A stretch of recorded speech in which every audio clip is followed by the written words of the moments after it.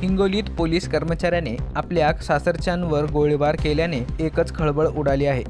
कौटुंबिक वादातून पोलीस कर्मचाऱ्याने अख्खा कुटुंबावर गोळ्या झाडल्या। या गोळीबारात पत्नीचा जागीच मृत्यू झाला होता। त्यानंतर आता सासू आणि मेहुण्याचाही मृत्यू झाला आहे। पोलिसांनी आरोपी पोलीस कर्मचाऱ्याला अटक केली आहे। तसंच आपण हे प्रकरण फार संवेदनशीलतेने हाताळत असल्याचं सांगितलं आहे।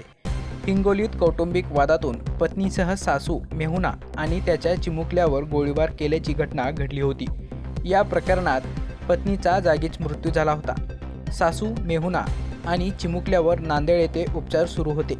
आरोपी पोलीस कर्मचारी विलास मोकाडे या आरोपीचा मेहुणा योगेश धनवे याचा आता मृत्यू झाला आहे।